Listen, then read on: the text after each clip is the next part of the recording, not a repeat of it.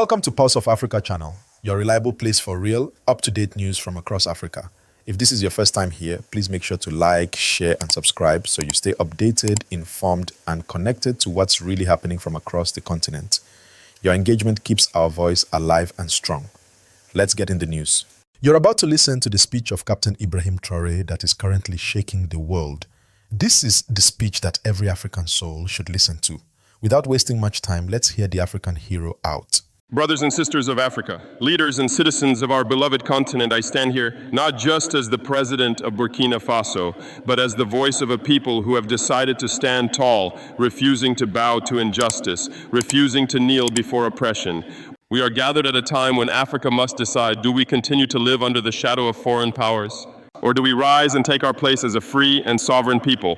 I speak today for Burkina Faso, I speak for Mali, I speak for Niger, I speak for every African nation whose dignity has been trampled by the same powers that pretend to be our friends while stealing our resources, our future, and our hope. We have been told lies for decades. We were told that the West, that France came to bring development. But what did they bring? They brought chains for our hands, laws for our lands that served them, not us, and debts we could never pay. They came not to build us up, but to drain the lifeblood of our nations and to keep us dependent, weak, and silent. Burkina Faso is no longer silent. Mali is no longer silent. Niger is no longer silent. And soon all Africa will speak with one voice.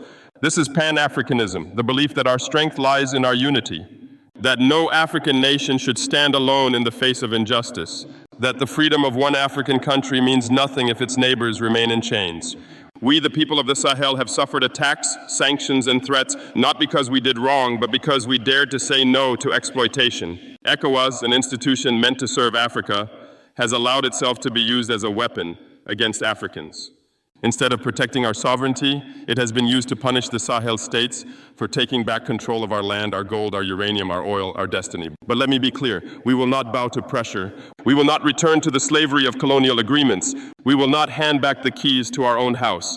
Our message to the West is simple. We are not your property. We are not your backyard. We are not children for you to command. Our message to ECOWAS is simple. You were created to unite us, not divide us. You were created to protect Africa, not to serve as the policeman of foreign powers. The Sahel region has decided we will walk together, we will defend each other, and we will build a future that belongs only to the African people.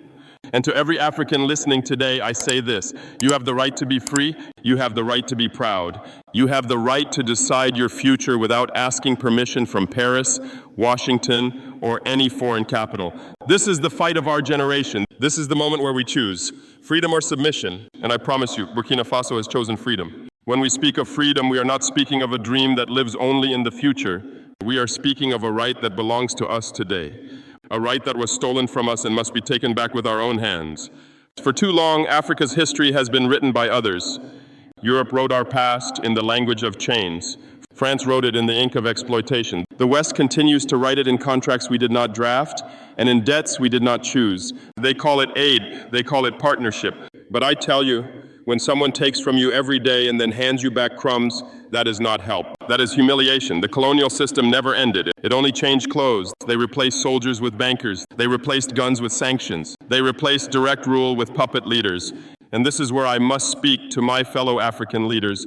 Some of you have betrayed the very people you swore to defend. Some of you wear fine suits and speak of sovereignty in public, but in secret, you sign away your country's wealth to the same powers that enslaved our ancestors.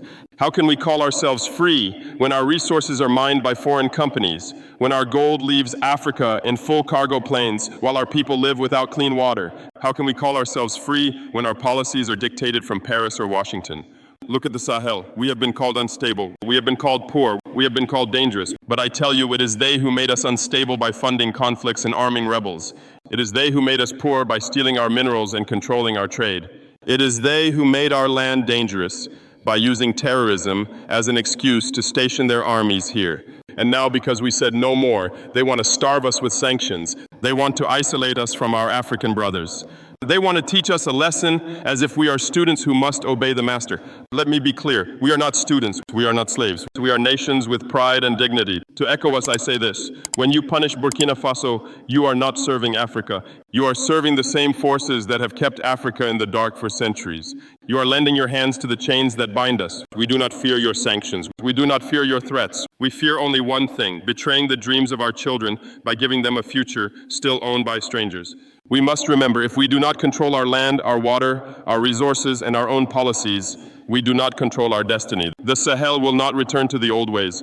We will trade with those who respect us. We will defend our borders with our own soldiers. We will build an economy that grows for our people, not for foreign shareholders. History is watching us, and I promise you this, we will not be remembered as leaders who bowed their heads. We will be remembered as Africans who stood firm and said, enough is enough. Brothers and sisters, freedom is not just about removing the foreign soldier from our land.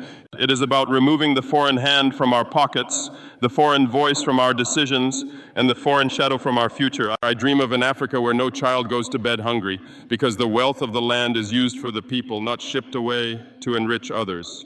I dream of an Africa where we do not beg for aid because we have learned to stand on our own feet. I dream of an Africa where the passport of any African is respected anywhere in the world. And I tell you today, this dream is not impossible. It is not something for the next century. It is something we can start building now if we choose courage over fear. The strength of Africa lies not in the palaces of our presidents, but in the hands of our people, our farmers, our workers, our soldiers, our traders, our thinkers, and above all, our youth. To the young people of Africa, I speak directly to you. The fight for our freedom will not be won in the offices of the West. It will not be won in the boardrooms of corporations. It will be won in our streets, in our fields, in our schools, by young Africans who refuse to accept a life of servitude. Do not wait for permission to dream big. Do not wait for permission to love your continent. Do not wait for permission to defend your home. They will call you rebels. They will call you radicals. They will call you dangerous. But remember this, every man or woman who ever fought for true freedom was called dangerous by the oppressor. The Sahel has chosen its path. We will not kneel before powers that see us as tools. We will not kneel before an international order that was built to serve a few nations while the rest of the world lives in chains. To the African Union, I say, your silence in the face of injustice is not neutrality, it is betrayal. If you cannot defend the sovereignty of African nations, then what is your purpose? To ECOWAS, I say, your choice is simple. Stand with the African people or stand with those who exploit them. History will remember which side you chose. We are ready to cooperate with all nations that come to us with respect and fairness, but we will not be servants. We will not be anyone's colony, no matter what name they give it. Our message is clear. The age of submission is over. The age of African dignity has begun. The Sahel will be free, and when the Sahel is free, all of Africa will rise. This is our destiny. This is our time. And no army, no sanction, no lie will stop the march of a people who have decided that they will be free. My people, I will not lie to you. The road to freedom is not easy. It is not paved with comfort. It is paved with sacrifice, with pain, and with patience. When you decide to stand against the powerful, they will not clap for you. They will not send you gifts.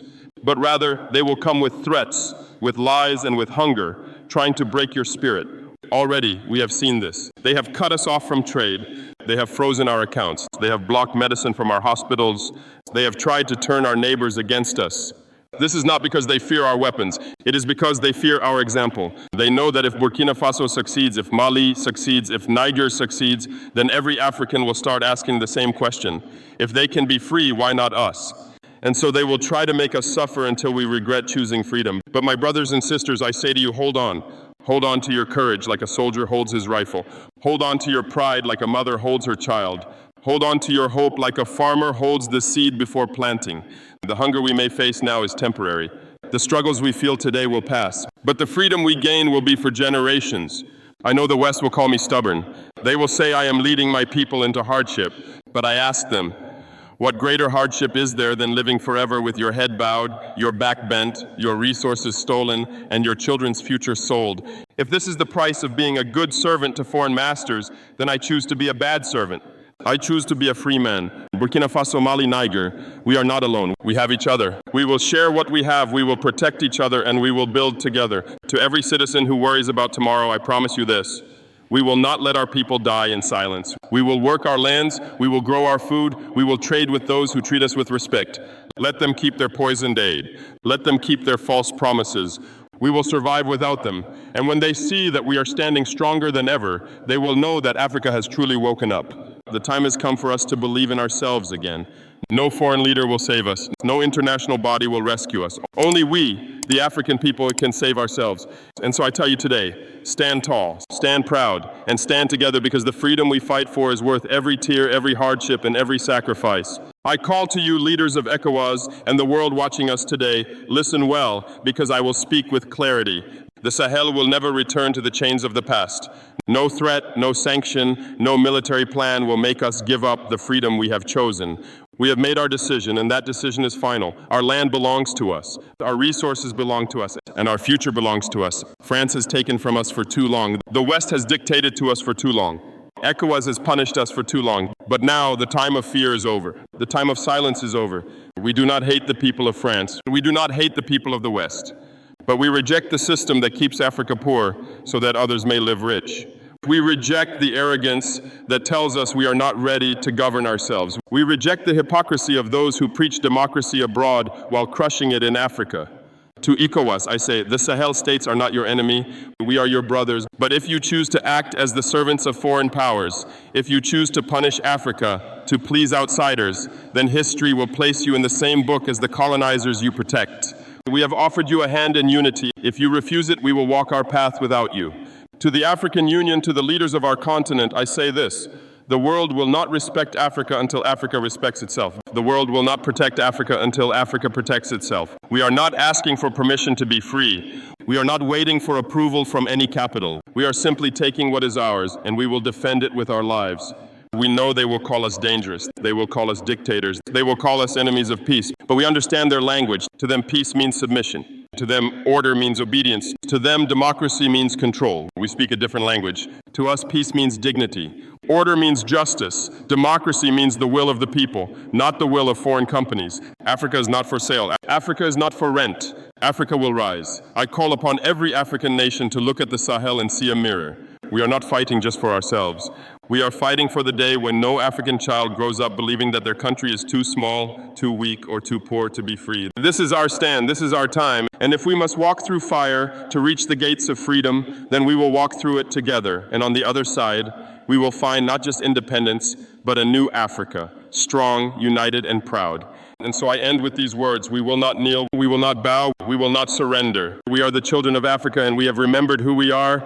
Long live the Sahel, long live Africa, and may God bless our struggle for freedom. What do you think of Ibrahim Traoré's message? Does his call for African unity and independence resonate with you? Share your thoughts in the comments below. Give this video a like if you found it informative, and so subscribe for more in-depth analysis of global events. Only time will tell what impact Ibrahim Traoré's speech will have, but one thing is certain: the conversation about Africa's future has been reignited.